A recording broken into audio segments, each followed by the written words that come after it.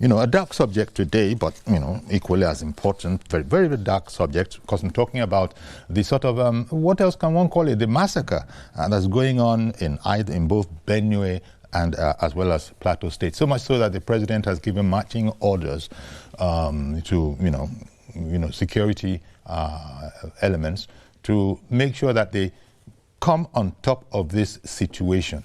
We can't continue. 52 persons were reportedly killed Sunday night attack in Zike Hamlet. That's in Plateau State, and the killings extended beyond that. But just before we go launch into the conversation, let's look at this background report. Corpses of victims killed in the midnight invasion were recovered and taken back to the community. We sighted others by the roadside laying on the ground. The atmosphere in the Kwal community is that of wailing, soberness, and anger as we witness.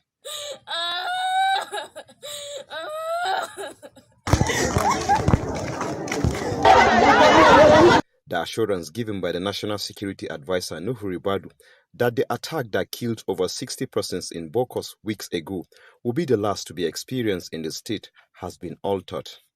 Some leaders of the community and eyewitnesses narrated their ordeals. They started shooting, they burnt houses, they macheted people, and as I speak, we have recovered about 51 dead bodies on ground. And then we are still searching. I will not say that is the end, but we are still searching on other corpses around the bushes. One of the houses, 8 people were killed. The whole family were massacred. The father, the mother, and the children, 8 of them. They are still in their room now. If you go there, you will see. So it is quite unfortunate that this thing is still reoccurring in this state and in this local government. From last year, if I will give you the account of women that lost their husband, we have about 570 something women that Fulani people killed their husband. We have so many widows and orphans in this community. So we are tired. This thing enough is enough. With the development, it is now recorded that over 100 lives were lost just within 2 weeks in Plateau State following gunmen attacks. Workable measures should be employed by the authorities to put an end to this recurring situation across selected communities in the state. Funom Joshua, TVC News, Kwal. Okay, thanks to our reporter there. And let me now introduce our guests. Dr. Sani Abdullahi Shinkafi is our guest. He's joining us from our Abuja studio. Dr. Shinkafi is Executive Director of Patriots for Advancement of Peace and Social Development. A fine morning to you, sir. Good morning. Yes. Thank you very much for making the time for us. Let me get your, get your comment first of all on the tragedy, which started on Sunday night. I mean, the latest iteration of it. This has been a long-going affair, so much so that the president, perhaps in exasperation, has now given marching orders to all the security forces to get to the bottom of this, make sure that they catch, they determine who was behind it and indeed do the justice to the situation. Let me start off by taking, Dr. Shinkafi, your view on all of this. First and foremost, let me use this opportunity to extend my condolence messages to the good people of Plateau State and the government of Plateau State about the brutal killings of over 100 innocent lives by unknown gunmen, or I can say armed bandits. This is quite unfortunate and disheartening. This situation of killings, blood-letting, displacement of innocent people in Plateau State has been quite in place for over 2 decades. And the resurgence of these killings, it is highly alarming, and the government need to step in and make sure that the killing has been stopped drastically. The visit of National Security Advisor, when the last 2 weeks an attack was launched in Bokos, where more than 80 people were killed, he gave assurance that is the end of the killings. But the reverse is the case. What happens on Sunday in Bassa local government, it shows that the government need to sit off and live up to their expectation according to the section 14 subsection 2 of Nigerian Constitution 1999 as amended. So the killings and the genocide and massacre of innocent life cannot be tolerated in a civilized society where we have security apparatus who are being entrusted to take charge of this crime and criminality in the society. So it is quite unfortunate the marching order given by Mr. President. Mr. President has been given series of marching order to security agencies. It has not changed the narratives. But there should be a homegrown solution where the governor and the community leaders will sit down and look at what are the root causes of the conflicts for about 2 decades. Indeed. Indeed. So the issue of the insecurity. Sorry, I was going to say the root cause, as you said, we've got to get to the bottom of this whole affair. But here we are saying that unknown killers, unknown gunmen, maybe bandits. How difficult is it really to ascertain the identity of those who are in this diabolical act? How much of it is, do we really want to address the issue if we are saying that we actually don't know them? So we're talking about unknown gunmen. Yeah, you see, a lot of people call them armed bandits. Some people call them Hulan herdsmen. Some people call them militia.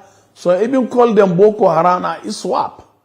So the government has to go into the bottom of the matter. That is the root cause of the conflict for over 2 decades.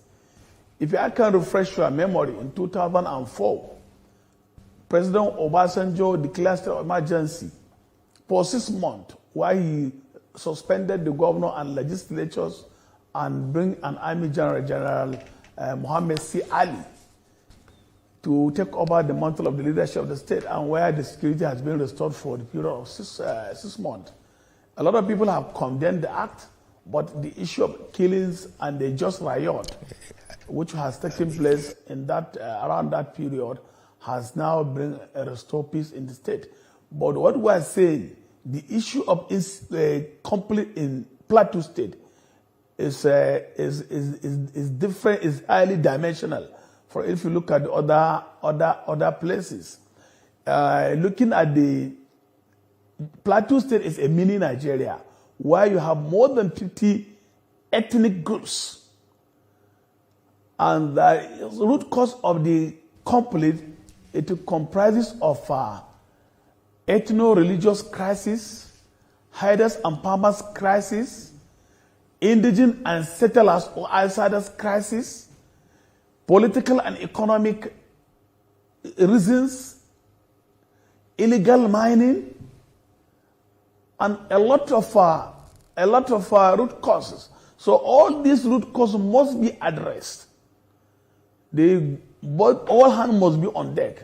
Okay. Both the governor, the president, and also the community leaders and religious leaders. You see, the major tribe, Birom, Pulani, and Gas, and Tarok, are the major tribes in Plateau State. And that is this ethno and a religious crisis. You can't take it away from Plateau State. An issue of settlers and indigenous. You can't take it away. And the illegal mining. That is the economic interest. So these are some of the root causes need to be addressed. Indeed. So it's farmers like and herders clashes. Yeah. So it's like, you know, the security people have their work cut out for them. Thank you very much, Dr. Shinkafi. As you have sort of outlined this whole matter. Now, we also are being joined by Dr. Nwachukwu Anakwenze, who is a business and security consultant. He joins us via Zoom from the U.S. Good morning to you, Dr. Anakwenze. Yeah, good morning, this morning. Yes, thank you very much. Now, you heard what we're talking about, the marching orders. And, you know, Dr. Shinkafi has said that, well, regrettably, the president has given marching orders in the past. They were reassuring at the time, but in the event, not very much changed. So give me your impression, if you will, Dr. Anakwenze, about the latest phase of the tragedy that continues to befall us as a nation regarding Plateau and Benue states. It's not just Plateau and Benue state, it's nationwide. We have to talk about the whole thing comprehensively. My opening remark is to let people know what I'm for. I'm a medical doctor in America and have master's in business administration and public health, and I'm a doctor of medicine. In Nigeria, I'm an agro farmer. I own big farm, 4 miles wide, cultivating rice, cassava, and we have a lot of animals like pigs and fish. So that's what I do in Nigeria. In America, I'm a doctor. I'm in charge of 5,000 medical doctors. So I'm trained in medicine and I'm trained in business. Overall, what we're looking for in Nigeria is a democracy with freedom for everybody. Nigerians and Africa as a whole, we want a Nigeria where all the various ethnic groups have a stake in the country future. We envision Nigeria where leadership is based on merit, hard work, fairness, and accountability to all. We want a country, Nigeria, where regardless of ethnic and religious background, they feel like they're part of the country, part of the equation. So I will be this, you know, I'm a businessman, you know, I've been given an address, I spoke last week. You can't have economic growth when you don't have strong security. Nobody will come to invest. And then I will talk about tourism later. Nobody's going to visit when they will be kidnapped and shot. I spoke that our armies need to be trained properly, and the police, they need to be trained properly using drone and helicopter technology. They need to enforce peace in Nigeria. If you can't do it in Nigeria, then where can you do it? The whole world, black world, depends on Nigeria to be the superstar, to be the brother, senior, first son of all black people. We have to get it right. What do you make?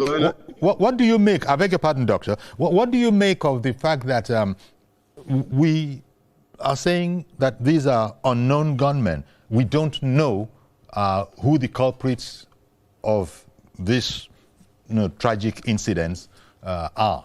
What do you make of that? I don't accept that. I know the major part of it is people sponsored who are not Nigerians, who are coming from Central African republics, from Cameroon, from Niger, Republic, Mali, Fulani herdsmen. They are coming in to take lands that don't belong to them. So they're killing local farmers to occupy their land. And that cannot be. I spoke about this last week, and I'm speaking it again. All the villages with chiefs and king structure must be adequately armed to protect their lives and properties. If the town is not strong enough, then the local government should be. We need to stop talking about talking. This is real threat. People are in our bush. Everywhere you are, they're in the bush. And then when people go to farm, they're killing them. That's why you're hungry. You're hungry because the farmers are afraid to go to the farm. When they go, they kill women and children and they rape them. That cannot be tolerated anymore. Okay. We have to stop that. Dr. Shinkafi, what do you think of this whole position? As we are talking about, as we are saying we don't know who they are, as you will recall, reports said that some of the, eyewitnesses and some of the actual victims had reported that they were speaking Fulfulde. And people have also responded to that by saying that, look, Fulfulde is not necessarily just, the language of the Fulani, like that. So there have been defense, submissions for them. How important is this in terms of getting to the bottom of this whole matter?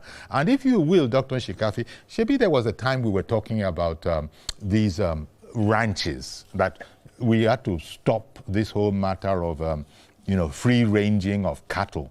Would you like to comment on this briefly, please?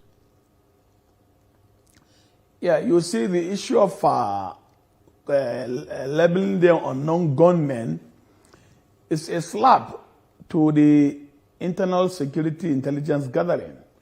It's a slap to securities. We have the DSS who are entrusted with the responsibility of having an intelligence gathering, internal intelligence gathering.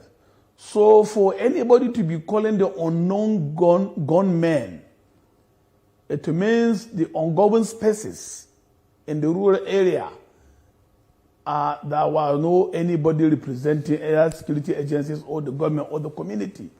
There should be an internal security gathering to know where these criminals are coming from. Even if they are speaking Fulfulde, as I have said earlier, predominantly statistical. If you look at the statistic of the population of the settlers or outsiders, are Fulanis and Hausa and other tribes.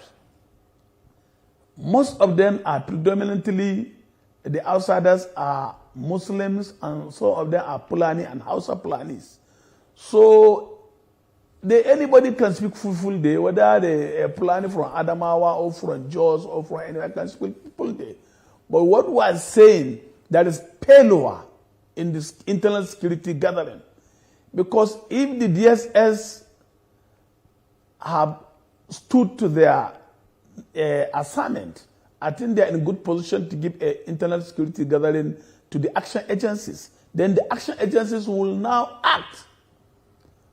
But in the absence of, even if the DSS gave an internal security gathering to the action agencies and they fail to act, then that is where we can now look at where the problem is going on. And the Operation Safe Haven, maybe there were no deployment of adequate security agencies in that area. There is Operation Safe Haven in Plateau State, and in that particular maybe community, there's an ongoing space. And that is how this now criminal will now come and perpetuate this crime and criminality when there's an ongoing spaces. Or if the security are not living up to their expectations. These are some of the challenges. Then on the issue of the farmers and the herders clashes, there should be a lot of places now in advanced country. If you go to Ethiopia, you will see there is Fulani in Ethiopia, there is Fulani in Egypt, there is Fulani in Central Africa, but they are have turned this cattle rearing as a commercial enterprise. So now they have modernized the issue of cattle rearing to a grazing. They have a range where they will now do like a ruga, where all these Fulani will now put their cattle. They will now plant a very good grass, which will be good for the breeding, for the cattle breeding. So these are some of the challenges. The government has to keep to their expectation on providing security. Mr. President, as a commander-in-chief of armed forces of the Federal Republic of Nigeria, must invoke the section 114 subsection 2B to make sure that the security of life and property is assured in each and every segment of the states. Looking at what is happening in the Northwest, north central, northeast, even part of southeast, southwest, north central. Nobody is safe. You know, yeah, okay. Looking at also the numbers of the security personnel, all put together, the army and the police and other security agents are not more than 2 million. Look at the size of the population and the land mass in Nigeria. Yeah. Dr.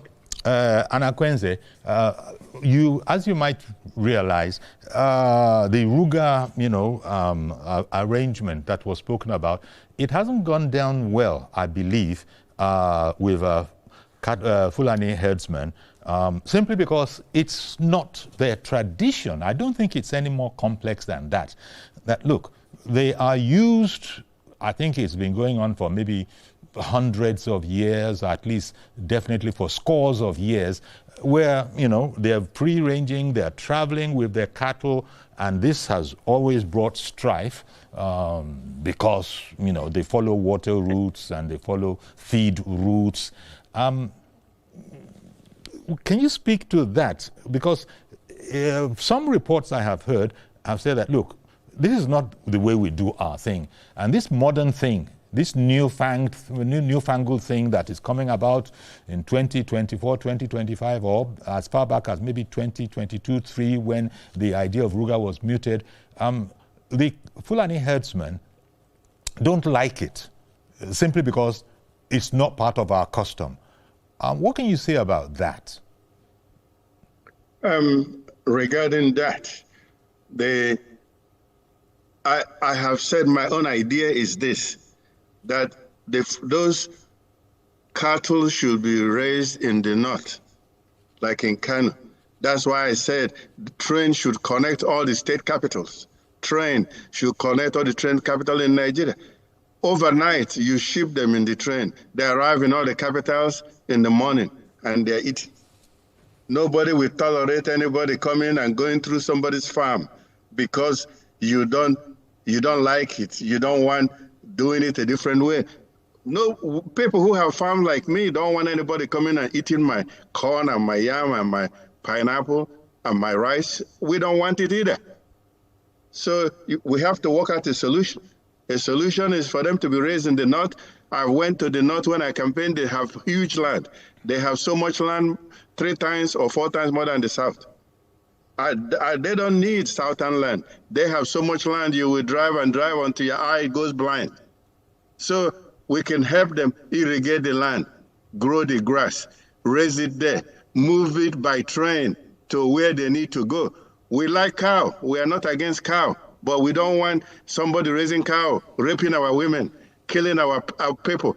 Farmers are afraid to go to farm. That's why you have hunger, because all the people farming can't go to their farm to farm anymore. We cannot tolerate that. We cannot adjust to somebody to bring their cow and eat our food. And we people who are farming, they are farming because they eat and they use it to raise their children and use it to pay hospital bill. You cannot let somebody do this so that somebody else will suffer. That have to stop. We've come to the end of that. And that's why I told you all the towns have to be armed, supervised by the police and security. All the kings needs to be made in charge. The vigilantes of all these villages and town unions and local government have to be armed, supervised by the police and security agencies, including DSS. That's the solution. Okay. Dr. Shinkafi, leaders are beginning to think about, in the areas, are beginning to talk about, look, people, in fact, I think the governor, if I'm not mistaken, Caleb Mutfwang, and indeed perhaps Hyacinth Alia, have begun to talk about people need to stand up for themselves. We can't just be lying there and people just run, all over us and kill us and do all the horrible things that have been said. I don't know. There are those who are saying that if Nigeria was like America, for example, and I selected America just because you have the right to bear arms there, category of arms. There are people who are now beginning to say that, not that they are suggesting come with arms. But they are saying defend yourselves. We can't just leave it now and not defend ourselves.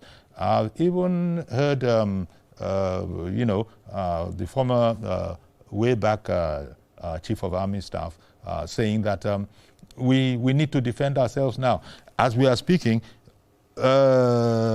Christian leaders have said that they are arranging a protest for this weekend. Now, these are Christian leaders, so the bent of that is somehow this is against us. So this is a very delicate situation, and we have to be very, very careful how we go about it, lest we find ourselves in a situation that we never intended. But it's beginning to look like it's Muslim, it's Christian, and these are in some way connected. It's Fulani, it's not Fulani. So all of these are problems, are they not? And so whoever is in charge of trying to get to the bottom of this, a la Mr. President's marching orders, they certainly have their work cut out for them. Yeah, you see, Nigeria is being governed by laws, and there is firearms prohibition laws, and it has clearly spelled out who are entitled to bear arms in Nigeria, to possess arms. So in the Firearms Prohibition and Possession Act, it has clearly spelled out it is only the President or the Inspector General of Police has the right to approve the possession of firearms to citizens. And all the firearms, rifle are not allowed, AK-47, AK-49, pistol are not allowed to be possessed. Only double barrel for gaming and hunting. So unless and until that Firearms Prohibition Act has been amended, where a citizenry or an ordinary citizen can bear an arms. Because ordinary citizens are the victims. Ordinary citizens are the victims, are they not? Unless and until the law has been amended, the law is still subsisting. It's still in force. It's just that the bandits, the unknown bandits, don't pay any attention to these laws. Sorry, sir. But on the issue of community policing, the governors can do a community policing through a legislation in the State House Assembly. If the governor of Plateau State and Benue State can copy from what the governor of Katsina State, Zamfara State did, and even what the civilian JTF in Borno State and Yobe State did, they can do it through the legislation. But it is not allowed by Nigerian laws for ordinary citizens to bear arms. These are criminals. They are criminals. You understand? They were not allowed by law to bear arms, but they are criminals. If they have been arrested, they must be prosecuted according to the law of the land. All right. I'll tell you what, I'll just take a break now. There's a proper sorry, Dr. Shinkafi. I'll just take a break now, and Dr. Anakwenze, I'll be back and we'll continue this conversation. Orders over Plateau and Benue killings. My guests are Dr. Sani Abdullahi Shinkafi, who is the Executive Director of Patriots for Advancement of Peace and Social Development. He's in our Abuja studio, and all the way over in the U.S., joining us by Zoom, is Dr. Mwachukwu Anakwenze. He's a business and security consultant. Let me come to you, Dr. Anakwenze. The matter has become so serious that people are now being advised by their leaders, even some elected officials, to look, in the meantime, because when you are attacked, even if you're able to make a call across to whoever, it does take time for them to come. And those people don't tarry. They don't tarry, they come, they do the damage, they wreak havoc. Now, when people are saying that we should defend ourselves, that actually we have the right to defend ourselves, the question is, with what? Dr. Shinkafi has just explained the law, And we know about that. But how does one defend oneself against the most common firearm, an AK-47, when you yourself are not by law allowed to have that? And people coming to attack you, raid you, know that you can't have. Most people are law-abiding. And so we are not law-abiding. We are bandits. We are whatever we want to call ourselves.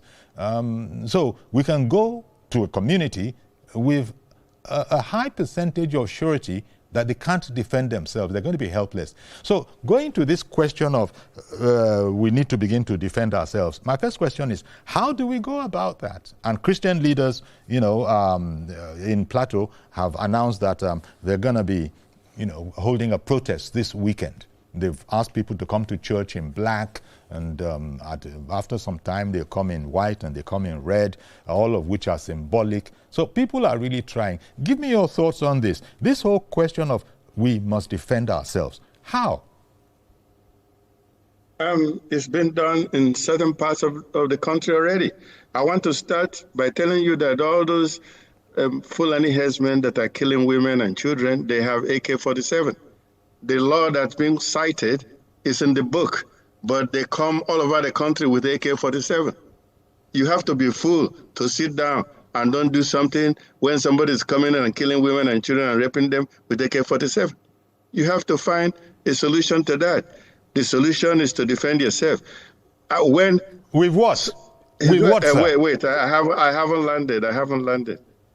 They talked about civilians bearing arms against the law. I'm not talking about civilians. I'm talking about vigilantes, people trained by the police and DSS.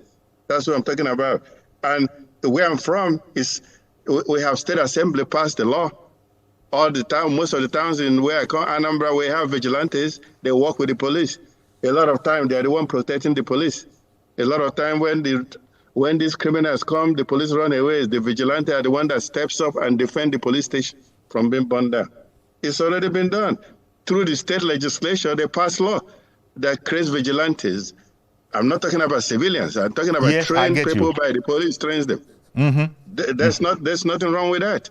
That's what we have to do. That's the direction we have to go. If you're waiting for police to come from 100 miles, you're wasting your time. You need local people there who will work with the police, who will call the police. Okay. Elder David, good morning to you, sir. Elder David, can you hear us? Good morning.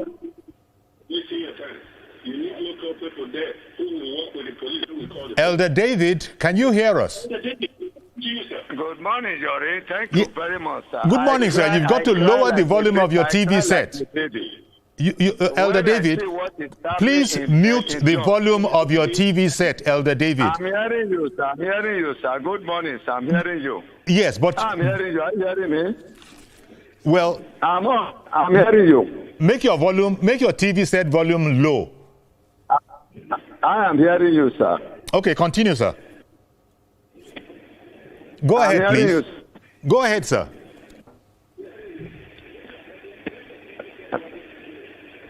You see, Elder David, what I'm trying to say is that you can't listen to us. I cry like baby when I see what is happening in Plateau State.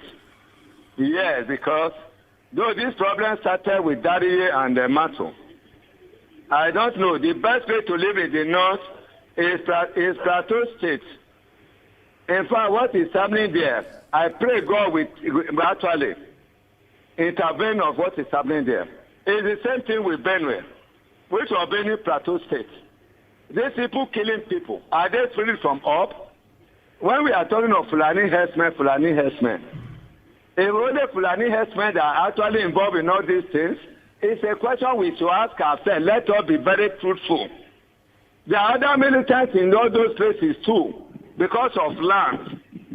They are trying to destroy the generation. Yeah, the generation of tomorrow. Because at the end of the day, we all shall die and return back to where we are and become a sand. You cannot blame government. The police and army that are there are being willing. Some people are involved who are in government. Who will give arms to these people? How do they get the arms? Does the arm fall down from heaven or from up? It is one of those politicians that actually engineering them. But God will expose them. Let Nigeria condemn what is happening there. It's a child play. All right, you go to Kaduna. Is it the same problem? What of Katsina? What of Niger State? What are we talking about? In fact, it's very, very unfortunate. Okay. May God save us. May God bless us. Thank you very much for calling in, Elder David. Dr. Eshinkafi, your reaction? Your reaction to that kind of a sentiment? That actually politicians are involved. I'm addressing Dr. Shinkafi now, if you can hear me. Some of these things, I have said it earlier, some of these things has some political undertone and economic also undertone. I have made mention of some politician maybe had that because state of emergency has been declared in Plateau State, they want to use also other way around to cause havoc and killings in Plateau State, Benue State, Zamfara State, and many states across the Nigeria, so that the APC government will now declare state of emergency for political reasons. So it may have some political undertone. And you know now, 2027 is around the corner. Some politicians may heartlessly also use it to also blackmail either the governor in the state or the government at the center. So both the government at the center and the state government have to live to their expectation to make sure that the lives and property are being protected in line with the provision of the Nigerian Constitution. Looking at what is happening in Benue State and Plateau State, their problems are different.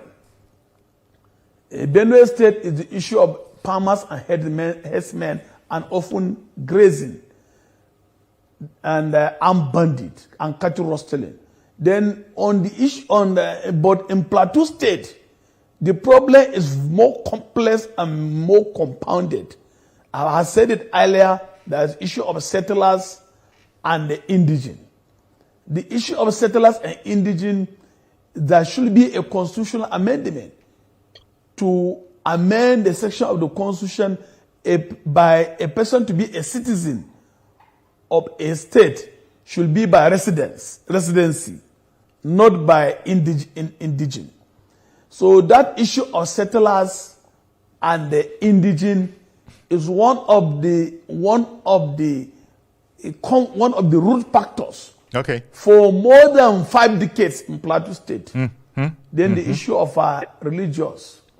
Because looking at the size of the ethnic group in Plateau, it is very difficult to contain this issue. All right. So it has I have someone wanting to join the program is Mr. Joshua calling in from Irewolide. Good morning to you, sir. Good morning, and good morning to your guests. My condolences to the people who have lost their lives in Benue and Plateau and across everywhere in the country, Uncle Yori. Bandits, kidnappers. I mean, these stories are overwhelming. And psychologically, I think Nigerians we are traumatized that every time you want to watch the television, what you are greeted with is dead bodies, people wailing. You know, over time, the sanity of the people will be affected. And you will just discover that most people are sick already in Nigeria. For me, Uncle Yori, I will start from the president. I was glad that we voted for a president who has education, who can read and write, so to say, and who can interpret figures. The greatest problem, Uncle Yori, in Nigeria is that we don't tell ourselves the truth. We speak from both sides of the mouth, lying everywhere, lying. We lie. Sometimes we will say headsmen. Meanwhile, they are locals. Meanwhile, sometimes these people are fighting, maybe even called rivalry. You say they are headsmen. And you say, see, I grew up in the village, Uncle Yori. There is no amount of power that any headsman has back there in the village when I was there that they can overwhelm us without the locals, right? Without the locals conniving with them. Without the locals. You have a community, you have a king, you have everything, you are the owner of the land. You know your terrain more than the visitor that is going to come. So the headsman is a visitor in your environment. We know, you see, they can dig a hole somewhere that will consume anybody who is not a part of that community. And then you will just wake up one day and say, Fulani headsmen came. They wiped out everybody. From where? Did they come from the sky? Right? Did they come from the sky? Did something drop them from the sky? And the government has monopoly of power.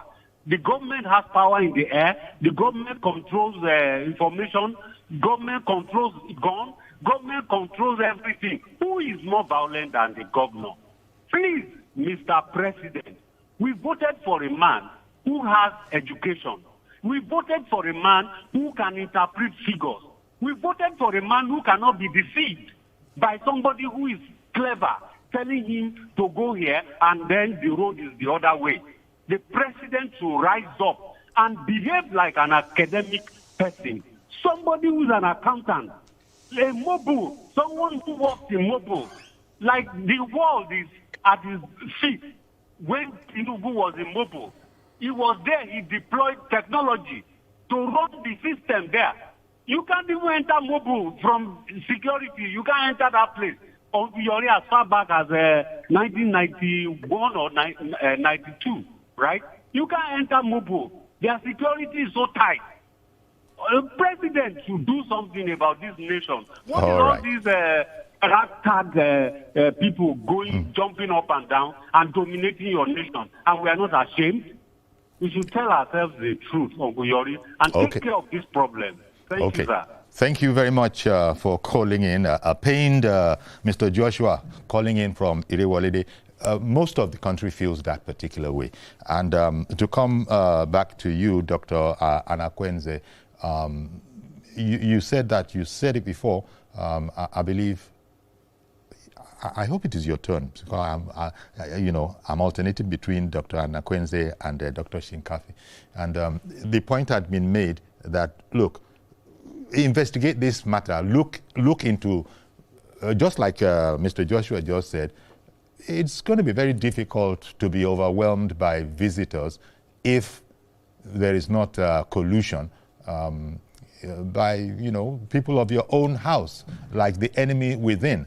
I don't know. There are all sorts of angles, so that really, I don't know, the president's marching order, it looks like it does require some sort of research so that we get to the bottom of what exactly is going on, because we can't address this matter if we don't know what is causing it.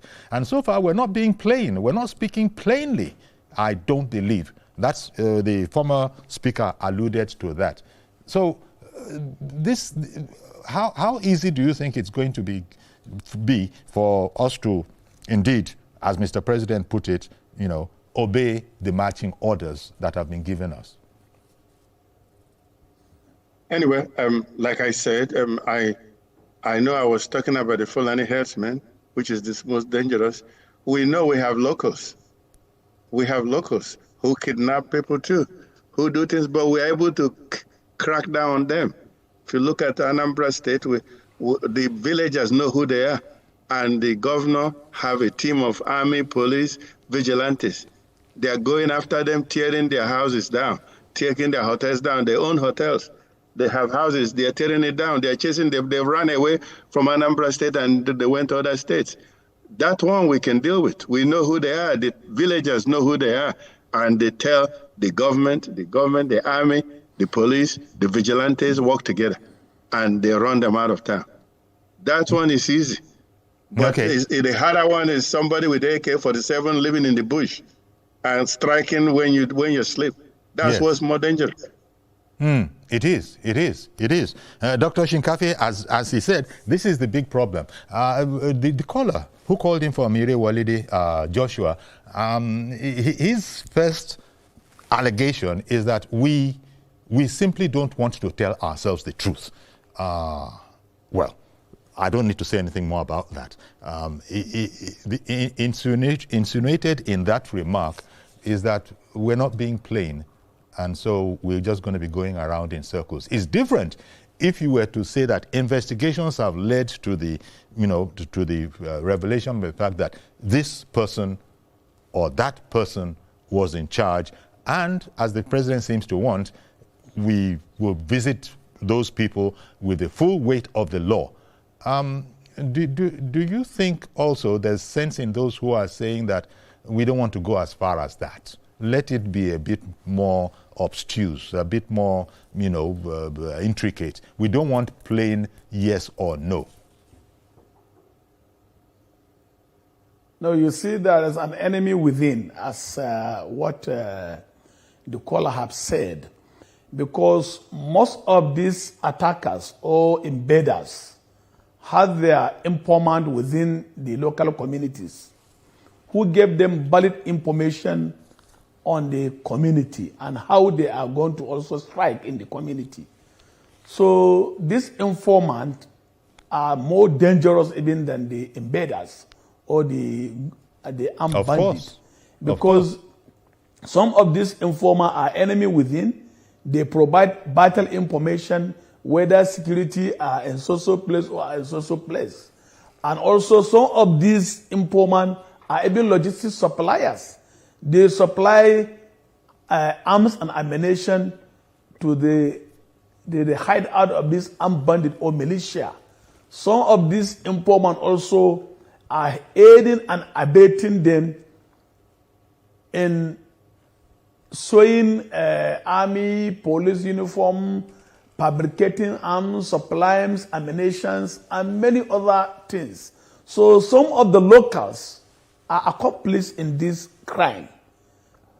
So the Mr. President, who is the commander-in-chief of armed forces of the people of Nigeria, he took an oath of office and oath of allegiance to uphold the letters of Nigerian Constitution. So he has to do everything humanly possible to make sure that security is restored in these affected areas. Okay. And that should be a check and balances. Mm-hmm. If you look at the Nigerian budget, for the first 1.5 decades, security and defense took a lion's share of a Nigerian budget. But it has not mismatched with the performance of the security agencies. So that should be a technological advancement instead of conventional fight against this crime and criminality. So there should be a forensic auditing on how this money are being channeled in this fight against crime and criminality. And looking at also there should be a more deployment of the air force in the Plateau, because it's mountainous area. So of the place are not motorable. So there should be a deployment of jet fighters to fight these criminals in their hideouts. All right. And the use of also drones and other advanced technology. Okay. At the crime. Yes. So Mr. President marching order or condemning the attacks is not enough.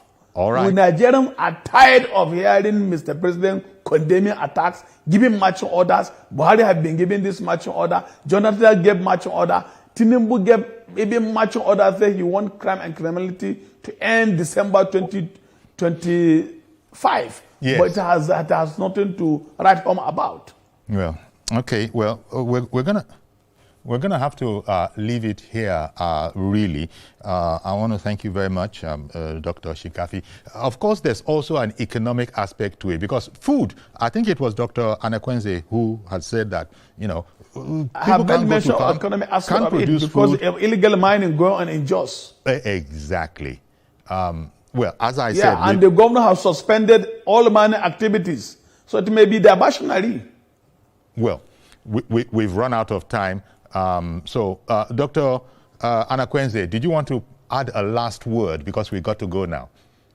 The effect this is having on food. The God have given us everything that he can give to anybody. God gave us gold, diamond, silver, oil, gas. God gave us yam, cassava, millet, rice.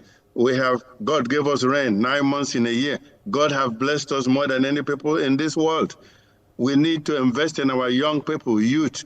They are the ones that will save us. All these old people are corrupt. We need to invest and train our children in education and infrastructure and go back to farming.